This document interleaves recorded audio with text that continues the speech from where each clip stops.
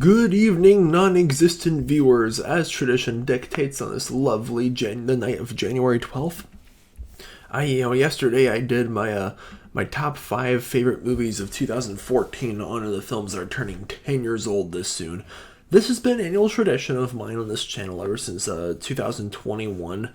When my friend Danny encouraged me to make a video honoring the films turning 20 that year, the 5 best movies of 2001, for the start of my favorite trilogy of all time, Lord of the Rings, Fellowship of the Ring, that film was released in 2001. I did a video 2 Christmases ago for best movies 2002, and last year I did the movies, the best movies 2003, right before I left Nebraska, and this year, here are my picks, my top 5 favorite movies of 2004. Man, time flies by way too fast. 2004 was just that was a year to be alive, because not only are these films turning 20 years old this year, my favorite album of all time, American Idiot by Green Day, turns 20 years old this September. And I did a Would You Rather Wednesday poll asking you guys what day I should make my album ranking video for all the Green Day albums from worst to best. Should I do it next Friday for their new album Savior's release, or February 1st, just Dookie's 30th anniversary, which is why they're touring this year with Rancid, Smashing Pumpkins,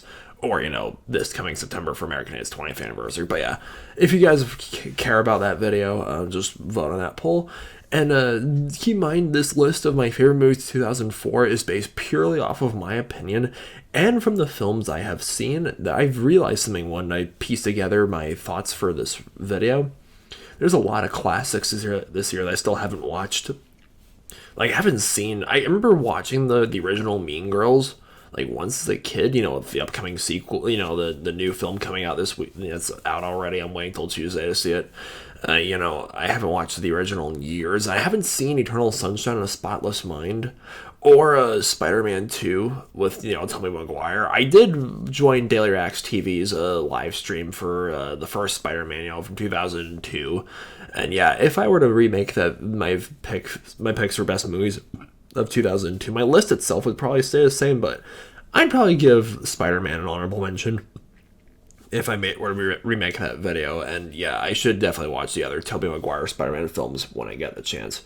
But yeah, without further ado, just a heads up, with my last disclaimer is that all these are basically childhood favorites.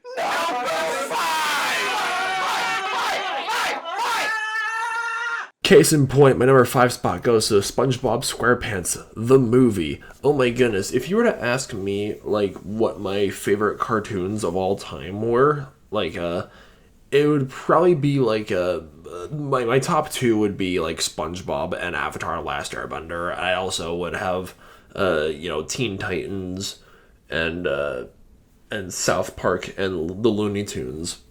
In my top 5 as well. So many classic cartoons. SpongeBob has had 3 movies, and I hear he's getting a 4th one. Oy vey. This was the last SpongeBob project all the original writers worked on, from SpongeBob's golden age, from the 1999 until the early 2000s. So many iconic episodes and so many iconic moments from this movie too, bald, my eyes, with King Neptune losing his crown and his baldness. Oh man, and Dennis the motorcycle mercenary, and the Cyclops, David Hasselhoff, and the Goofy Goober rock scene. I'm a Goofy Goober rock. Just so many great classic moments from SpongeBob. And this kind of marked the ending of SpongeBob's golden age. And I know some people think that SpongeBob should have just ended right there and then.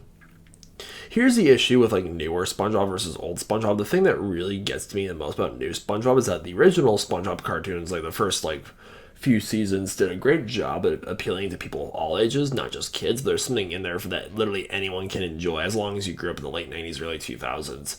There's so many iconic moments for everyone, in the first 2 seasons. While the later seasons, I actually remember liking most of the newer episodes. When I was in elementary school after the movie was released, I remember liking most of the newer episodes. But it wasn't until middle school when I realized oh wow, this stuff is garbage compared to the old stuff. But yeah, I have a lot of nostalgia for the first SpongeBob movies, the first SpongeBob film, and I have the first 100 episodes on DVD. And talk about SpongeBob this makes me want to rewatch them. No! My number 4 spot for the best movie 2004 goes to The Incredibles. I actually was planning, I was really considering doing a classic movie review for The Incredibles back around Christmas. I watched this movie back on Christmas because I haven't watched this movie in years. Like, I definitely remember watching The Incredibles at least once when I was a kid, but I didn't, like, love it or adore it as much as, like, other Pixar films, like the Toy Story films or, Monsters, Inc., or Disney films like Mulan or The Lion King, or DreamWorks films like the first Shrek movie.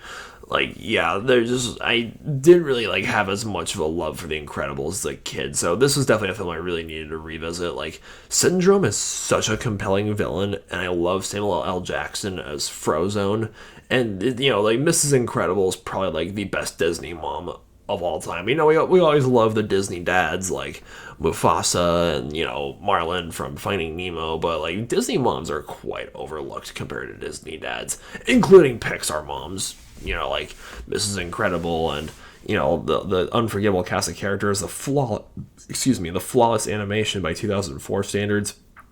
Yeah, The Incredibles, it's totally a classic.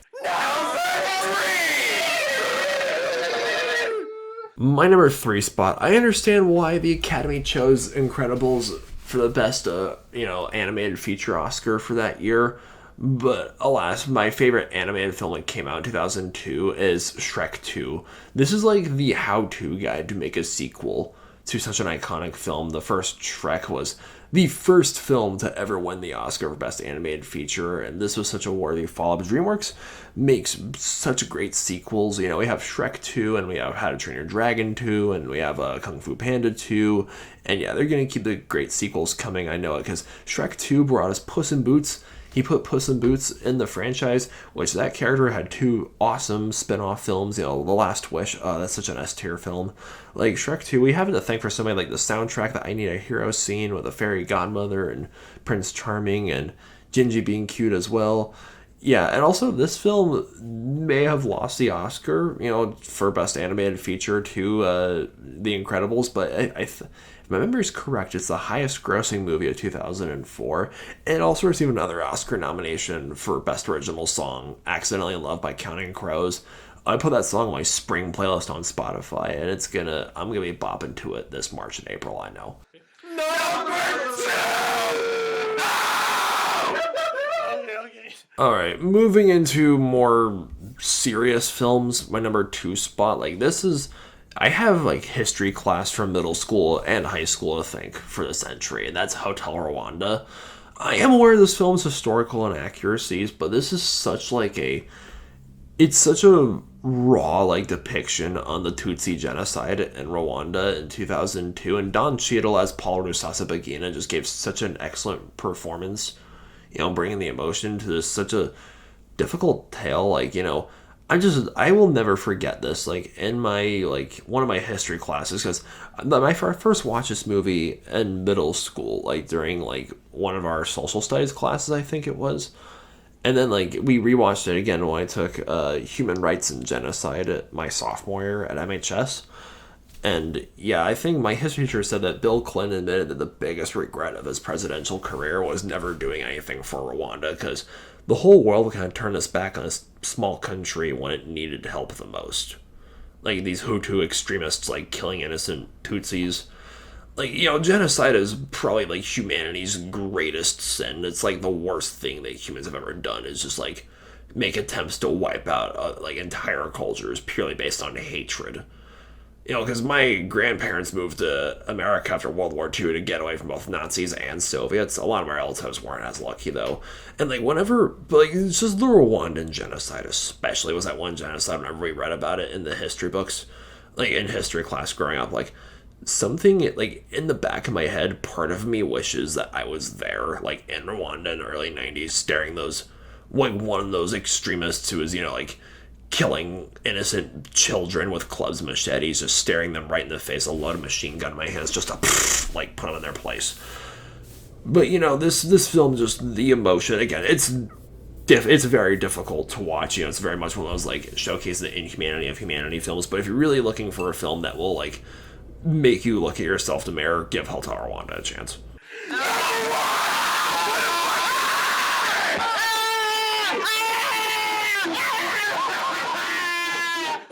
All right, and last, my favorite movie of 2004 is Harry Potter and the Prisoner of Azkaban. I committed the cardinal sin growing up of watching all the Harry Potter movies before reading the books. And my sister read the books like religiously growing up. And I remember my sister telling me back then that this was her favorite out of all the Harry Potter films. I am curious, I should ask her if her opinion on that has changed at all since then, because she told me that years ago. I remember it was my first or second time watching this movie with her. Like, she rewatched the whole thing a second time without me. It was like, I was like, Auntie, you're restarting the movie, and she was like, yeah, I know, I'm wanting to start the thing all over again. This movie, like, I think because I did get around to like listening to all the Harry Potter audiobooks 2 years ago when I was still living in Fort Collins. I think my favorite out of the Harry Potter books, Deathly Hallows. My favorite out of the Harry Potter movies, Chamber of Secrets, but Prisoner of Azkaban is definitely up there with my favorites too. Like, it introduced Lupin, it introduced werewolves into the whole wizarding world, and I love how this film is like basically a big allegorical middle finger to the whole like hysteria surrounding the AIDS epidemic that was huge in the 90s. With using werewolves, I think was super cool, and like they introduced Sirius Black as well. And Scabbers finding out that he's actually Peter Pettigrew the whole time. Oh, the Dementors! Oh my gosh, the Dementors scared the absolute crap out of me when I was a kid. And that iconic line, "Expecto Patronum!" I would love to believe that my Patronus is either Godzilla or Cookie Monster. Just imagine yelling "Expecto Patronum!" and it's either like or Cookie! Nom, nom, nom, nom, nom. On the Cookie Monster eats all the Dementors. Yes, yes, yes. All right, there you guys have it. Those are my favorite movies of 2004. Do you guys have, to my fellow cinephiles, what's your favorite movie 2004? Let me know in the comments down below and subscribe to my channel, please. You guys have a good night and stay beastly.